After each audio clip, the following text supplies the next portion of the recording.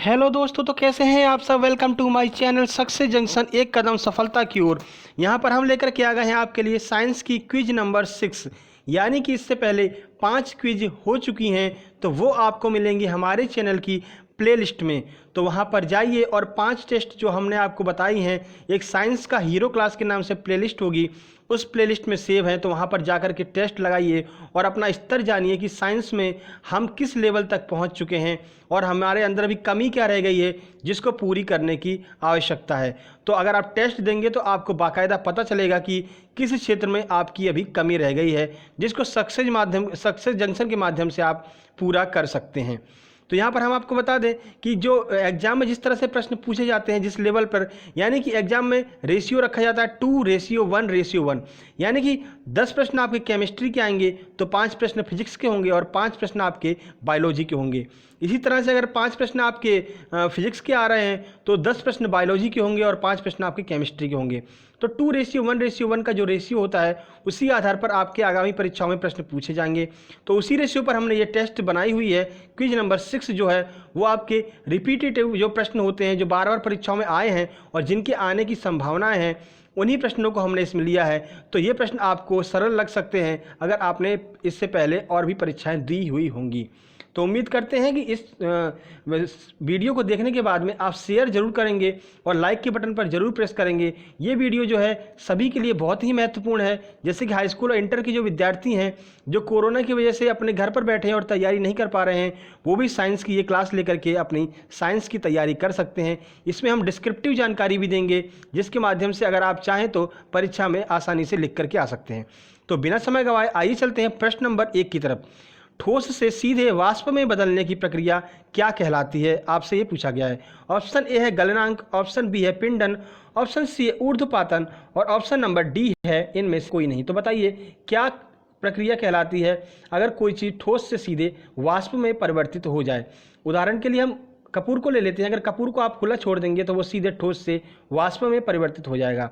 तो क्या कहते हैं इस प्रक्रिया को, आइए देखते हैं इसका आंसर है सी, यानी कि इस प्रक्रिया को हम ऊर्ध्वपातन कहते हैं। तो आइए अतिरिक्त जानकारी जान लेते हैं इस प्रश्न के बारे में।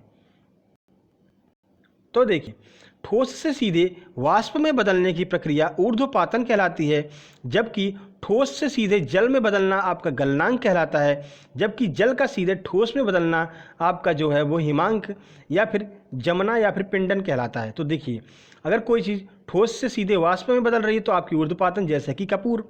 उसके बाद जो चीज़ ठोस से सीधे जल में बदल रही है तो गलनांक कहते हैं, जैसे कि बर्फ़। अगर बर्फ़ कहीं रखी होगी और वो अगर सीधे जल में बदल रही हो तो आप क्या कहते हैं कि देखो बर्फ़ गल रही है, तो वो गलनांक हो जाता है। जल का सीधे ठोस में बदलना जमना कहलाता है। जैसे कि कोई जल आपने लिया और फ्रीजर में रख दिया तो जल से सीधे ठोस यानी बर्फ़ बन गया, तो आप क्या कहते हैं कि बर्फ़ जम गई, तो उसको जमना कहते हैं या फिर पिंडन कहते हैं। उम्मीद करते हैं आपको समझ में आ गया होगा। तो चलते हैं अगले प्रश्न की तरफ। तो प्रश्न नंबर 2 आपके सामने आ रहा है, आइए देखते हैं। बहुत ही महत्वपूर्ण प्रश्न है। प्रश्न नंबर 2 आप थोड़ा कंफ्यूज भी हो सकता है, कंफ्यूज भी कर सकता है। दिए गए उदाहरण में कौन सा द्रव्य नहीं है। ऑप्शन ए है हवा, ऑप्शन बी है मृदा, ऑप्शन सी है प्रकाश और ऑप्शन डी है जल। तो बताइए इनमें से कौन सा द्रव्य नहीं है। तो पहले हम जानेंगे कि द्रव्य की परिभाषा क्या होती है, किस तरह से हम पहचान सकते हैं कि ये चीज़ द्रव्य है या नहीं है। तो आइए देखते हैं इसका आंसर। इसका आंसर है सी, यानी कि जो प्रकाश है वो आपका द्रव्य नहीं है। तो क्यों नहीं है, आइए हम आपको बताते हैं। तो देखिए, प्रकाश द्रव्य नहीं है क्योंकि इसका कोई द्रव्यमान या आयतन या घनत्व तो नहीं है। देखिए, जिसका कोई द्रव्यमान हो, आयतन हो और घनत्व हो, वही चीज़ें आपकी द्रव्य कहलाती हैं। जबकि हवा, मृदा तथा जल का द्रव्यमान, आयतन और घनत्व तीनों होता है। कैसे? देखिए, हवा को अगर आप बैलून में भर देंगे तो उसका एक आकार हो जाता है, ठीक है, तो वो भी आपका द्रव्य में आ गया। मृदा को किसी बॉक्स में रख देंगे तो वो बॉक्स का आकार ले लेगी, तो ये आपका द्रव्य हो गया। जल को किसी डिब्बे में भर देंगे तो डिब्बे का आकार ले लेगा, तो ये भी आपका द्रव्य हो गया। लेकिन क्या आप प्रकाश को कहीं भर करके रख सकते हैं क्या? प्रकाश को कहीं भर करके तो नहीं रख सकते हैं, तो प्रकाश आपका द्रव्य नहीं होता है। तो चलते हैं प्रश्न नंबर 3 की तरफ। तो प्रश्न नंबर 3 आपसे क्या कह रहा है, आइए देखते हैं।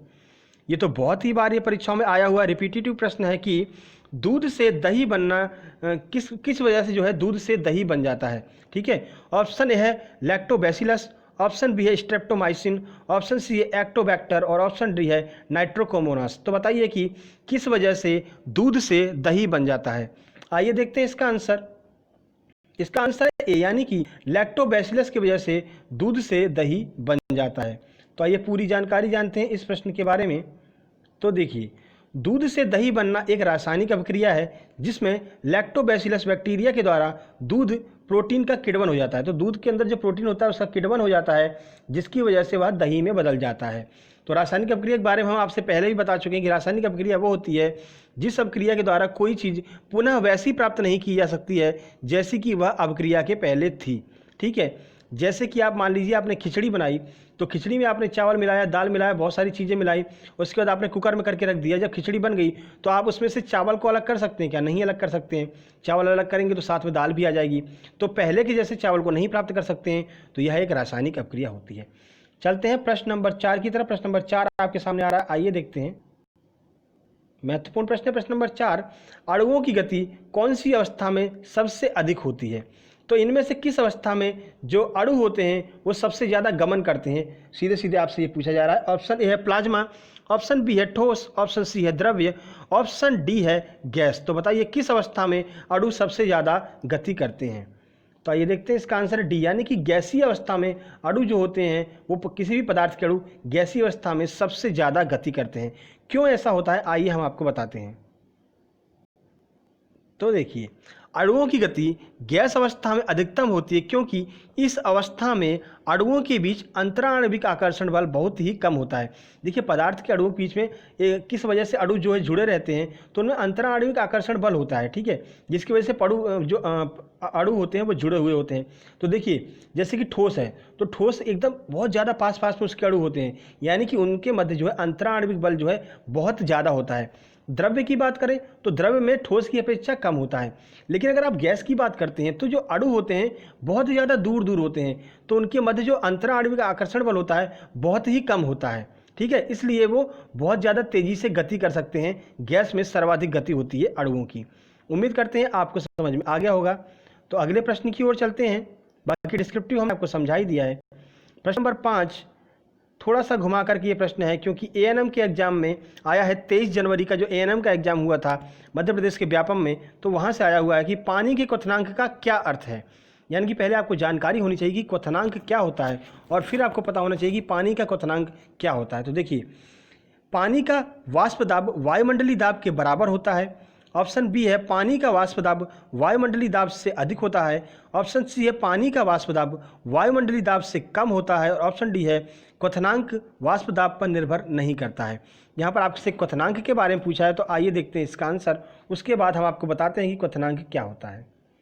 आंसर है ए, यानी कि पानी का वाष्प दाब वायुमंडलीय दाब के बराबर होता है। यही जो है आपका पानी का क्वथनांक होता है। तो आइए देखते हैं। देखिए, किसी द्रव्य का क्वथनांक वह ताप होता है जिस पर उसके वाष्प दाब का मान वायुमंडलीय दाब के बराबर होता है। पानी की क्वथनांक पर पानी का वाष्प दाब वायुमंडलीय दाब के बराबर होता है, यानी कि वो टेम्परेचर जिस पे कि वाष्प दाब का मान वायुमंडलीय दाब के बराबर हो जाए किसी भी पदार्थ का, तो वो आपका क्या कहलाता है? क्वथनांक कहलाता है। तो पानी का क्वथनांक भी सेम ऐसा ही होगा जैसा कि इसमें परिभाषा दी गई है। तो पानी का क्वथनांक जो होता है वो पानी का वाष्प दाब वायुमंडलीय दाब के बराबर हो जाता है, वही पानी का क्वथनांक कहलाता है। उम्मीद करते हैं यह प्रश्न आपके समझ में आ गया होगा। देखिए, एएनएम का जो एग्जाम होता है उसमें कुछ इसी तरह से घुमा करके प्रश्न पूछे जाते हैं। थोड़े से टफ प्रश्न आते हैं जो मध्य प्रदेश व्यापम का एएनएम का एग्जाम होता है। प्रश्न नंबर 6 है, आपने इसको पहले भी यह प्रश्न देखा हुआ होगा कि संवेष्टन दुग्ध की प्रक्रिया कहलाती है। यानी कि जो दुग्ध होता है उसको हम क्या करते हैं कि जो पैकिंग से पहले एक प्रक्रिया से गुजारते हैं जिसकी वजह से वो काफ़ी समय तक रखा रहता है और फटता नहीं है। तो आइए देखते हैं उस प्रक्रिया को क्या कहते हैं। उस प्रक्रिया को हम संवेष्टन दुग्ध की प्रक्रिया कहते हैं। तो वो प्रक्रिया कैसे होती है, क्या कहलाती है, इसमें ये पूछा गया है। ऑप्शन ए है पाश्चुरीकरण, ऑप्शन बी है किण्वन, ऑप्शन सी है स्कंदन और ऑप्शन डी है हिमांकन। तो बताइए क्या होगा इसका आंसर, आइए देखते हैं। इसका आंसर ए, यानी कि वो प्रक्रिया जो है आपकी पाश्चुरीकरण कहलाती है। तो आइए पूरी जानकारी जानते हैं इस प्रश्न के बारे में। तो देखिए, जब दूध को उसके क्वथनांक तक गर्म किया जाता है तो उसमें उपस्थित बैक्टीरिया आदि जो होते हैं वो नष्ट हो जाते हैं। इस प्रक्रिया को हम क्या कहते हैं? पाश्चुरीकरण कहते हैं। उम्मीद करते हैं आपको यह प्रश्न समझ में आ गया होगा। तो चलते हैं प्रश्न नंबर 7 की तरफ। यहाँ पर केमिस्ट्री के महत्वपूर्ण 10 प्रश्न हैं। इसके बाद आपके भौतिकी के प्रश्न आएंगे, उसके बाद आपके बायोलॉजी के प्रश्न आएंगे। सभी प्रश्न बहुत ही महत्वपूर्ण हैं। तो अगर ये प्रश्न आपको अच्छे लग रहे हों तो लाइक के बटन पर प्रेस कर दीजिएगा और इस चैनल के बारे में 5 लोगों को ज़रूर बताइए कि सारी चीज़ें आपको ट्रिक के माध्यम से समझा करके कराई जा रही हैं सक्सेस जंक्शन पर। पदार्थ को गर्म करने पर अणु कौन सी गति करते हैं? देखिए, अगर आप किसी पदार्थ को गर्म करेंगे, जैसे मान लीजिए पानी को ले लेते हैं हम, ठीक है, तो पानी को अगर हम ले लेंगे तो पानी को गर्म करेंगे तो इनमें से पानी के अंदर कौन सी प्रक्रिया हमको देखने को मिलेगी? तो स्थानांतरी गति, बी है कंपन गति, सी है घूर्णन गति और डी है उपरोक्त सभी। तो आइए देखते हैं इसका आंसर।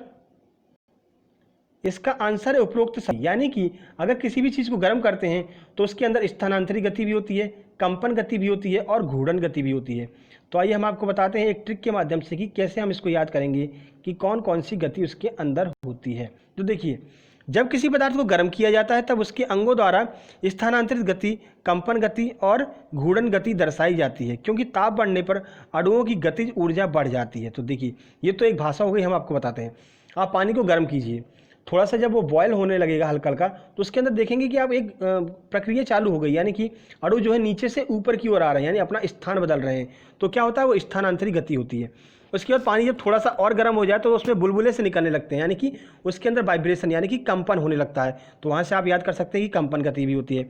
और अगर बहुत ज़्यादा पानी गर्म हो जाता है, उसमें घूर्णन चालू हो जाता है, घूमना चालू हो जाता है, उसको हम क्या कहते हैं? तो घूर्णन गति। यानी कि तीनों गतियाँ जो हैं पानी के अंदर दिखाई देती हैं अपन को। प्रश्न नंबर 8 की तरफ चल रहे हैं। प्रश्न नंबर 8 आपके सामने आ रहा है, निम्नलिखित में से कौन सा उदाहरण रासायनिक परिवर्तन को नहीं दर्शाता है? नहीं शब्द पर जरूर गौर कीजिएगा, हम आपको बार बार बताते हैं। ऑप्शन ए है मोमबत्ती का जलना, ऑप्शन बी है पानी से बर्फ बनना, ऑप्शन सी है लोहे की कील में जंग लगना और ऑप्शन डी है खाने को पकाना। तो बताइए कि कौन सा ऐसा उदाहरण है जो रासायनिक प्रक्रिया को नहीं दर्शाता है? आइए देखते हैं इसका आंसर। इसका आंसर है बी, यानी कि पानी से बर्फ बनना जो है वो एक भौतिक प्रक्रिया है, ना कि रासायनिक प्रक्रिया है। तो बता ही चुके हम आपको। देखिए, पानी से अगर बर्फ बनेगी, मान लीजिए आपने बर्फ निकाली फ्रिज में से, ठीक है, और बर्फ पिघल गई, अगर आप वापस उसको फ्रिज में रख देंगे तो फिर से बर्फ जो है, पानी जो है वो बर्फ बन जाएगा, यानी कि हमने फिर से वैसी अवस्था में उस चीज़ को प्राप्त कर लिया। तो ये क्या है? आपका भौतिक परिवर्तन है, ठीक है। रासायनिक परिवर्तन में क्या होता है? आप दोबारा वैसी की वैसी उस वस्तु को या फिर पदार्थ को नहीं प्राप्त कर सकते हैं। तो मोमबत्ती को जलाएंगे तो मोम बन जाएगी, तो आप दोबारा नहीं प्राप्त कर सकते हैं। तो आपका क्या हो गया? रासायनिक परिवर्तन हो गया। लोहे की कील में जंग लग गई तो अब वो खराब हो जाएगी, आप दोबारा नहीं प्राप्त कर सकते हैं वैसे का वैसा। ये भी एक रासायनिक परिवर्तन हो गया। खाने के पकाने के बारे में हमने आपको बता ही दिया है, खिचड़ी के बारे में हमने आपको बता दिया था, ठीक है। तो चलते हैं अगले प्रश्न की ओर। तो प्रश्न नंबर 9 है, निम्नलिखित में से कौन सा एक यौगिक है? तो यौगिक के बारे में आपसे पूछा गया है। ऑप्शन ए है इस्पात, ऑप्शन बी है लोहा, ऑप्शन सी है वायु और ऑप्शन डी है जलवाष्प। तो पहले ये जानते हैं कि यौगिक क्या होता है। तो यौगिक ऐसी चीज़ें होती हैं जिसमें जो है बहुत सारी चीज़ें आपस में मिली हुई होती हैं, तो वो चीज़ें क्या कहलाती हैं? यौगिक कहलाती हैं। आइए आंसर देखते हैं इसका, आपके समझ में भी आ गया होगा। इसका आंसर है सी, यानी कि वायु। देखिए, अगर वायु चलेगी तो वायु अपने साथ में धूल, कंकड़, पत्थर और बहुत सारी चीज़ें लेकर के चलती है। दूसरी बात, वायु के अंदर बहुत सारी गैसों का मिश्रण रहता है, ठीक है, तो वो एक यौगिक होती है। बाकी इस्पात आपका शुद्ध होता है, उसमें कोई मिक्सचर नहीं है। लोहा तो बिल्कुल शुद्ध होता ही है, उसमें भी कोई मिक्सचर नहीं है, यानी कि वो यौगिक नहीं है। जलवाष्प भी आपकी प्योर होती है, तो वो भी आपका यौगिक नहीं है। उम्मीद करते हैं आपके समझ में आ गया होगा। वायु एक यौगिक है, जबकि इस्पात, लोहा, जलवाष्प शुद्ध अवस्थाओं को दर्शाते हैं। प्रश्न नंबर 10 की तरफ चलते हैं। प्रश्न नंबर 10 आपसे क्या कह रहा है? अरे ये तो हमारे नाम पर ही प्रश्न आ गया है। जी हाँ, MPSI 2017 24 फरवरी का ये एग्जाम है। तो देखिए, अतुल ने कुछ किशमिश को पानी में मिलाकर रखा, कुछ घंटे बाद किशमिश फूल गई, ऐसा होने का प्रक्रम क्या कहलाता है? आप भी स्वयं कर सकते हैं कि मान लीजिए अगर आप रात को सोने जा रहे हैं तो एक किशमिश 4-5 अपने बगल में रखे हुए गिलास में डाल दीजिए पानी भर करके। सुबह देखेंगे कि वो किशमिश जो है फूल गई है। तो ये ऐसी कौन सी प्रक्रिया है, ऐसा क्या जादू हो गया कि किशमिश जो है फूल गई? आप सब ने सुना होगा कि किशमिश को फुला करके खाना चाहिए। तो अब आप जानने के बाद में अपने बताइए, अपने दोस्तों को जा करके बताइएगा कि किशमिश से क्यों फूल जाती है। फुला करके तो सब खाते हैं, पर फूल क्यों जाती है? किसी ने बताया आपको? आइए हम आपको बताते हैं। तो प्रक्रम क्या कहलाता है? ऑप्शन ए है बहिःपरासरण, ऑप्शन बी है अंतःपरासरण, ऑप्शन सी है जीव द्रव्य कुंचन और ऑप्शन डी है विसरण। तो इसका आंसर है बी, यानी कि अंतःपरासरण की प्रक्रिया के द्वारा जो किशमिश होती है वो फूल जाती है। तो आइए पूरी जानकारी लेते हैं इस प्रश्न के बारे में। अंतःपरासरण की क्रिया में पानी अथवा विलायक के अणु बाहर के माध्यम से कोशिका के अंदर प्रवेश कर जाते हैं। ठीक है, जिससे कोशिका फूल जाती है। किशमिश में अंतःपराशरण की क्रिया होती है जिसकी वजह से वो फूल जाती है। तो देखिए हम आपको बताते हैं, किशमिश है, किशमिश रखी हुई है आपके। अब क्या होता है कि जो विलायक जिसमें आपने किशमिश को डाला है, मान लीजिए पानी में डाला है, तो पानी के जो अणु होते हैं वो धीरे धीरे किशमिश की दीवारों को क्रॉस करते हुए किशमिश की जो कोशिकाएं होती हैं उसमें पहुंच जाते हैं। तो अगर वो पहुंचेंगे तो उनको स्थान चाहिए तो वो कोशिकाओं को फुलाना चालू कर देते हैं, यानी कि उनके आकार को बढ़ाना चालू कर देते हैं। तो सुबह आप देखते हैं कि किशमिश फूली हुई आपको प्रतीत होती है। उम्मीद करते हैं आपके समझ में आ गया होगा। तो ये आपके 10 प्रश्न केमिस्ट्री के थे, बहुत ही महत्वपूर्ण प्रश्न थे। इसके बाद आपकी स्टार्ट हो रही है फिजिक्स यानी कि भौतिकी। तो 5 प्रश्न आपको फिजिक्स के देखने के मिलेंगे जो कि काफ़ी रिपीटेटिव प्रश्न हैं, ये भी परीक्षाओं में आए हुए हैं। तो आइए देख लेते हैं प्रश्न को। पहला प्रश्न आपके सामने आ रहा है, मानव कान कितने आवृत्ति की ध्वनि सुन सकते हैं? ऑप्शन ए है 20 हर्ट्ज से नीचे की ध्वनि। ऑप्शन बी है 20 से 20,000 हर्ट्ज के मध्य की ध्वनि। ऑप्शन सी है 60 हर्ट्ज से 13,000 हर्ट्ज के मध्य की ध्वनि। या फिर ऑप्शन नंबर डी है 20,000 से ऊपर की ध्वनि। तो इसका आंसर है बी, यानी कि 20 से 20,000 के मध्य की जो ध्वनि होती है उसको मानव सुन सकता है, ना तो इससे ज़्यादा सुन सकता है और ना ही इससे कम सुन सकता है। तो आइए देखते हैं इसके बारे में अतिरिक्त जानकारी। मानव कान 20 से 20,000 हर्ट्ज के मध्य की ध्वनि को सुन सकते हैं। सामान्य व्यक्ति 20,000 हर्ट्ज से ऊपर की आवृत्ति की ध्वनि को और 20 हर्ट्ज से नीचे की आवृत्ति की ध्वनि को नहीं सुन सकता है, यानी कि इसी के मध्य की जो ध्वनि होगी उसी को सामान्य व्यक्ति सुन सकता है। उम्मीद करते हैं आपको समझ में आ गया होगा। तो चलते हैं अगले प्रश्न पर। प्रश्न नंबर 12 आपके सामने आ रहा है। ये भी बहुत ही महत्वपूर्ण प्रश्न है और कई बार परीक्षाओं में देखने को मिला है कि सोनार में इनमें से किस तरंग का उपयोग होता है? ऑप्शन ए है पराश्रव्य तरंगे, ऑप्शन बी है प्रकाश तरंगे, ऑप्शन सी है एक्सरे और ऑप्शन डी है सूक्ष्म तरंगे। तो बताइए कौन सी तरंगों का प्रयोग होता है सोनार में? पूरी जानकारी हम आपको विस्तृत जानकारी देंगे इस प्रश्न के बारे में कि सोनार क्या होता है और कैसे वो कार्य करता है। ऑप्शन ए है इसका आंसर, यानी कि पराश्रव्य तरंगे इसमें यूज होती हैं सोनार में। तो पराश्रव्य तरंगे क्या होती हैं, आइए हम आपको पूरी जानकारी देते हैं और सोनार कैसे कार्य करता है। तो देखिए, सोनार पराश्रव्य तरंगों का उपयोग करता है। सोनार एक तकनीकी है जो नौ संचालन, जल के अंदर संचार तथा जल के अंदर या सतह पर वस्तुओं का पता लगाने के लिए ध्वनि संचरण का उपयोग करता है।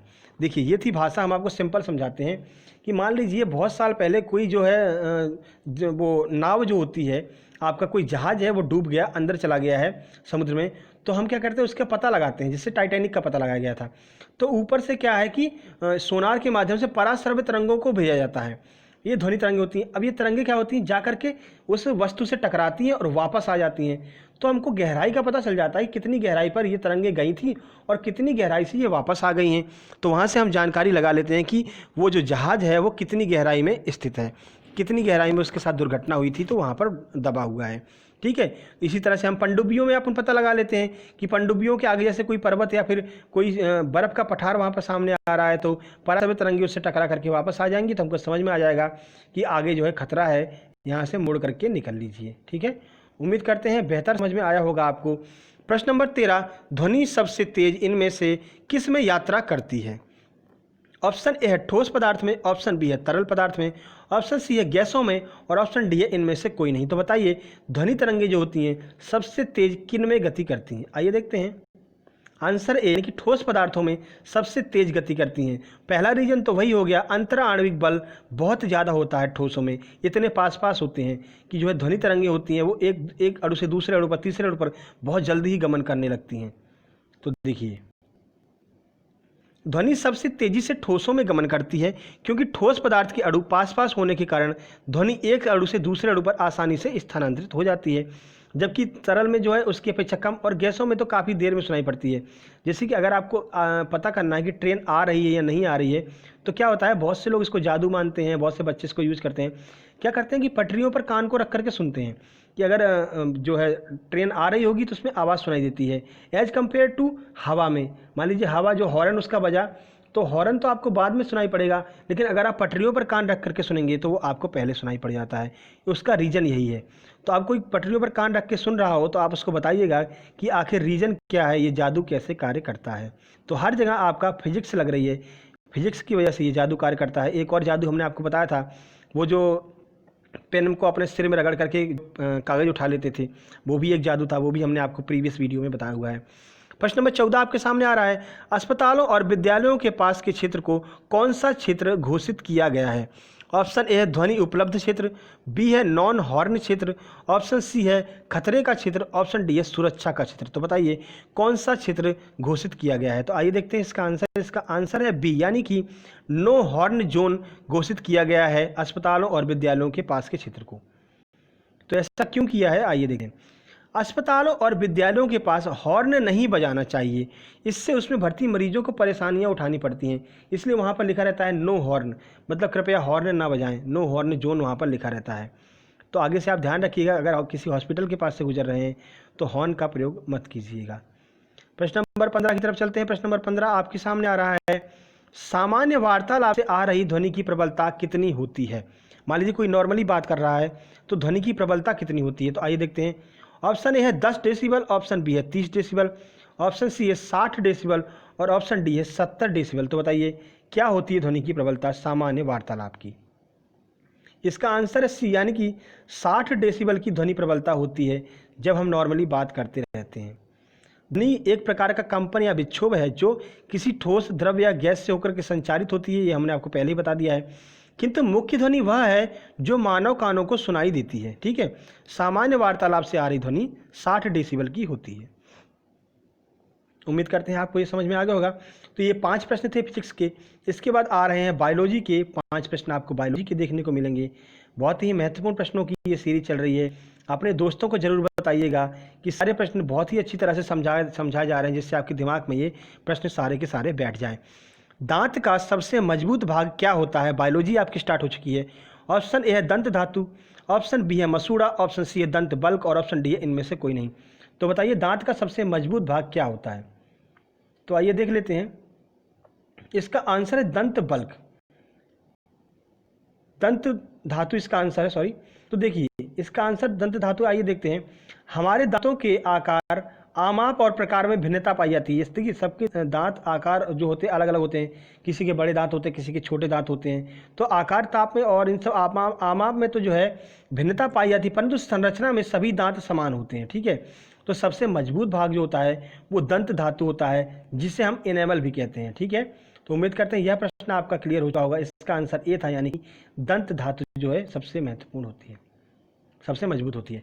प्रश्न नंबर 17 आपके सामने आ रहा है, मानव शरीर में सबसे बड़ा आंतरिक अंग कौन सा है? ऑप्शन ए है बड़ी आंत, ऑप्शन बी है गुर्दा, ऑप्शन सी है हृदय और ऑप्शन डी यकृत। तो बताइए मानव शरीर में सबसे बड़ा आंतरिक अंग कौन सा है? आइए देखते हैं। आंसर इसका डी, यानी कि यकृत जो है वो मानव शरीर के सबसे बड़ा आंतरिक अंग होता है। आइए पूरी जानकारी लेते हैं इस प्रश्न के बारे में। तो मानव शरीर में सबसे बड़ा आंतरिक अंग यकृत है। यकृत उत्सर्जन की क्रिया में मुख्य भूमिका निभाता है। यकृत करता क्या है? अमोनिया को यूरिया में बदल देता है, जिसे वृक्क जो है रुधिर से अलग कर लेता है। देखिए आपके रुधिर में जो है बहुत सारी अमोनिया जो है जाती रहती है, तो यकृत क्या करता है? अमोनिया को यूरिया में बदल देता है और उस यूरिया को वृक्क जो होता है हमारा वो अलग कर लेता है उससे, और वो जो है पेशाब के माध्यम से बाहर निकाल दिया जाता है। तो हमारे शरीर को खतरे से बचाता है, क्योंकि अगर हमारे शरीर में यूरिया ज़्यादा हो जाएगा तो हमको जो किडनी में स्टोन हो सकता है। ठीक है, बहुत सारी परेशानियां हो सकती हैं। चलते हैं अगले प्रश्न की तरफ। तो प्रश्न नंबर 18 आपके सामने आ रहा है, आइए देखते हैं। पाचन क्रिया निम्न में से किसका कार्य नहीं है? तो पाचन क्रिया में इनमें से कौन सा ऐसा तत्व है जिसका कोई उपयोग नहीं होता है पाचन क्रिया में? ऑप्शन ए है बायोटिन, ऑप्शन बी है पेप्सिन, ऑप्शन सी है रेनिन और ऑप्शन डी है इनमें से कोई नहीं। तो आइए देखते हैं इसका आंसर। इसका आंसर है बायोटिन, यानी बायोटिन का यूज नहीं होता है पाचन क्रिया में। तो पूरी जानकारी आइए देखते हैं, और एक अतिरिक्त जानकारी हम आपको इस प्रश्न के बारे में देंगे, एक ट्रिक भी हम आपको बताएंगे। पाचन क्रिया में बायोटिन का कोई कार्य नहीं है। इसे विटामिन एच भी कहते हैं। यह पानी में घुलनशील है और विटामिन बी कॉम्प्लेक्स का एक हिस्सा होता है आपका बायोटिन।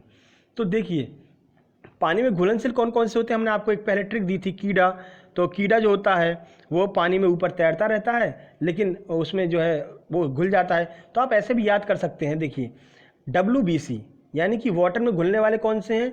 बी और सी। केवल बी और सी जो होंगे वही आपके जल में विलय होते हैं, बाकी के सभी जो विटामिन होते हैं वो जल में विलय नहीं होते हैं। तो ऐसे आप याद कर सकते हैं, WBC, और भी आसान हो गया। ठीक है, तो चलते हैं अगले प्रश्न की ओर। प्रश्न नंबर 19 आपके सामने आ रहा है। आमाशय रस वह घटक होता है, आमाशय रस का वह घटक कौन सा है जो हमारे द्वारा ग्रहण किए गए भोजन में उपस्थित बैक्टीरिया को नष्ट कर देता है। यानी कि हमारे पेट में कुछ रस, पाचक रस निकलते हैं, जैसे कि हमारे मुंह से कोई बैक्टीरिया अगर अंदर चला जाता है तो उसको आसानी से पचा देते हैं। तो यही आपसे पूछा गया है कि आमाशय रस के अंदर वह कौन सा घटक है जो हमारे द्वारा ग्रहण किए गए बैक्टीरिया को मार देता है। तो आइए इसका आंसर देखते हैं। इसका आंसर ए यानी कि हाइड्रोक्लोरिक अम्ल जो है वो हमारे आमाशय में पाया जाता है। तो जैसे ही कोई भी बैक्टीरिया हमारे पेट में जाता है तो हाइड्रोक्लोरिक अम्ल हमारे पेट की दीवारों से बाहर निकलता है और उस बैक्टीरिया को समाप्त कर देता है। पाचन में भी बहुत महत्वपूर्ण भूमिका निभाता है हाइड्रोक्लोरिक अम्ल। तो आइए देखते हैं। कभी कभी हमको खट्टी डिकारें वगैरह भी आने लगती हैं, तो वो क्या होता है, हाइड्रोक्लोरिक अम्ल जो होता है वो अधिक स्रावित हो जाता है।